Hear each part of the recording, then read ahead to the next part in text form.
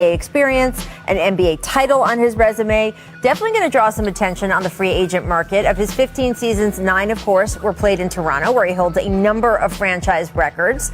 So, Chris, Kyle's really Mr. Raptor right now. Do you think that he will stay in Toronto, where you, of course, also played, or will end up going elsewhere?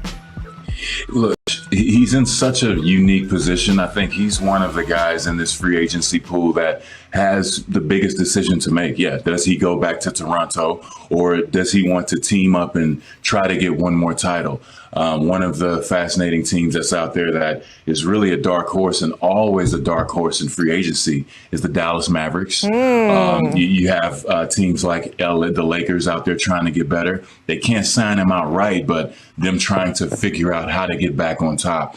You know, having that veteran leadership at the point guard is tremendous and is vital to an NBA championship. And I think in Kyle's case, just the fact that he can spread the floor, he can shoot, he can get to the free throw line, drawing fouls the way he does. And for whatever reason, he doesn't seem to age. The older he gets, the more his game stays the same. It's incredible. But I think if I'm trying to compete for a championship and I want an automatic upgrade at point guard, you know, he's got the shooting, he's got the veteran leadership, he has the ability to run your offense, and he can be either a distributor or a facilitator of offense and shooting a lot of shots, and you've got to guard him. I think that's very important for the point guard position in today's league. He's in a very, very interesting situation. He's going to have a very difficult choice to make very soon, but I'm sure everybody's going to be knocking at his door trying to get better and upgrade at that position. Philly. I want Philly this homecoming. Well, he is a Philly guy, as you know. You put him with Embiid, and you know what he's going to give you with Doc. Yes. Those guys together can make it happen. And Kyle Lowry is a leader. That group could use another voice in that locker room. Chris mentioned all the reasons why on the floor he can be that guy that everybody rallies around. Yep. But he's got the experience, he's got the talent, and at this stage of his career, Rach, he wants to win again. Right. Philly gives him that best opportunity. He goes home. I think it makes a lot of sense for the Sixers. It also makes a potential Ben Simmons trade, which we've been discussing this week, that the Sixers are looking into, not necessarily going to make, but are looking into, a little bit less painful, because what you lose with Ben is an elite player who's so good on the defensive end. And Kyle Lowry is a guy, if you brought him in, well, Chris, you know, from going up against him, the man can defend, right? I mean, he just brings that toughness and tenacity to any team. Well, I mean, he's a champion, right? He's going to do those things necessary to win. And I can't believe I didn't think of Philly. Philly is a good one, you know. Yeah, bringing the Broad Street Bullies back. I'm sure that Philly is in a position to where they felt that they could have competed a lot better.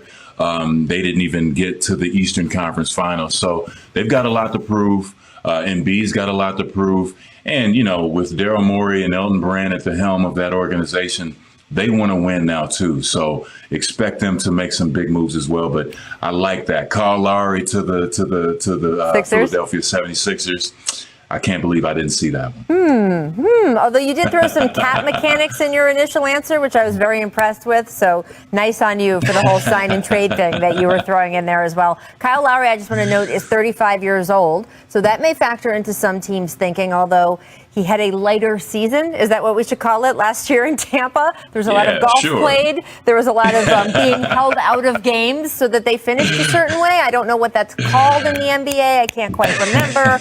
But yes, it will be interesting to see what Kyle. Mark, are the Wizards under pressure to get an answer from Bradley before draft night so they can kind of decide what they're doing here? Well, I certainly think it would behoove them to know definitively what he wants to do. But I think Bradley has $181 million worth of reasons to hold tight and maybe figure everything out later. I'm told as of this morning, there has been no request, even though there's been a lot of speculation that such could take place. We're a couple days before the draft. Obviously, he would be a very, very coveted piece. You know, you hear his name even around Golden State, where they have a lot of assets to move. But as of right now, and I know he has a really good relationship with general manager Tommy Shepard, and they're pretty open and honest with each other. No trade requests from Bill. Yeah, Rachel, and I think the pressure on Washington was right when the season ended, right when they lost in the first round to Philadelphia, and their general manager Tommy Shepard came out and said this is not a run it back type team, right? We're not going to bring back some of the same faces that were on the roster, and they've got 5 or 6 free agents, including players like Robin Lopez, Ish Smith. So for Beal, I think the next couple weeks are going to be critical from the Wizards. It's similar to what we're going to see in Portland, right? As far as the pressure on the organizations to try to build a championship level team. And when you have Beal and Russell Westbrook making $75 to $80 million of your salary, it is going to present a challenge. And as Mark said, with that extension, he's eligible to sign a $180 million extension starting on October 1st. He can get $170 million from another team in the offseason with cap space. So there's not much of an advantage. The advantage comes with that $135 million contract that he can sign with Washington, or perhaps if he's traded during the season with his new team. Yeah, and that's certainly what players on other teams are going to be saying to him. Hey, you can pretty much get almost as much money with us. And we talk about Team USA and the Olympics being such strong recruiting ground. Mark, you mentioned Golden State. I don't know if during training camp, Draymond was in Bradley Beal's ear saying, hey, friend. You know he was. Hey, you know he is. Hey. Now, Bradley, of course, unfortunately went into the health and safety protocol, so he did not make the trip to Tokyo. He is not with these guys on the trip, but he was with them for 2 weeks in Las Vegas. There's a lot of names that are on a lot of teams that could use a Bradley Beal. So I don't know what conversations were happening behind the scenes. Bobby, I do want to ask you, though, you mentioned some of these contract numbers Bradley is eligible for. As Mark said, he's got 181 million reasons to stay in D.C. But what about from the D.C. side? The last Supermax they gave out was to John Wall. We saw how that worked out. They're still paying Russell Westbrook, who is on a Supermax that he signed in Oklahoma City. Are they really in position? Do they feel like they want to commit that much money to Bradley Beal for these next 5 years if Beal gives them the opportunity to do so?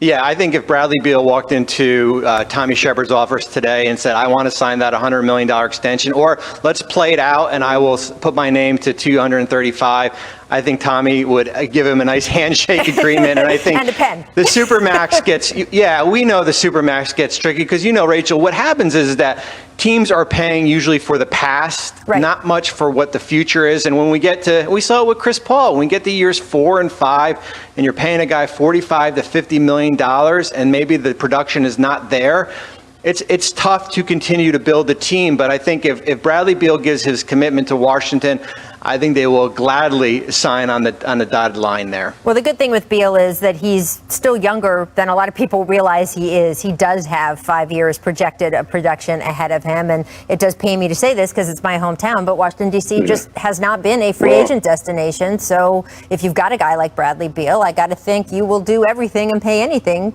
to keep him. Right, Mark?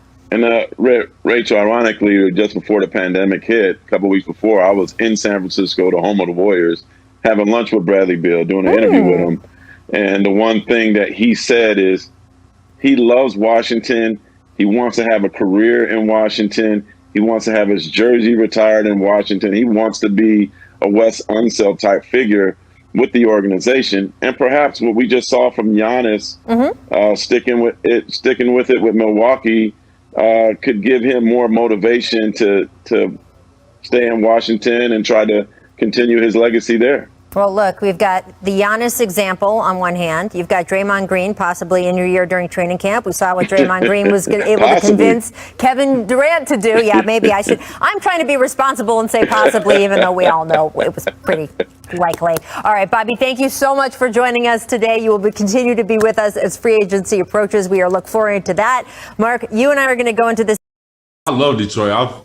I've already, been listening to Detroit music and things like that way before draft lottery, any of that stuff. So I was already hip to the, culture in Detroit. I mean, it's a city that has a lot of things going on, and I feel like, getting a sports team rolling again would be huge for the city. Jalen, that sounds like sweet music to Motown's ears. What do you think about Cade and the D? I just like the fact that he started off by saying he's been listening to Detroit music. So we know about the OGs like Eminem and my guy Royce Nickel 9. But that means he listening to 42 Doug and T Grizzly and Sada Baby and Boldy James. That makes me happy. And Dave's Loaf and Cash Doll. So that makes me happy. With that being said, Jacoby, he is a game-changing prospect. You know how much I love my hometown team. It's one thing to have the number one pick. It's another thing to have a consensus guy to take. And the beauty about his game is he's going to be able to not only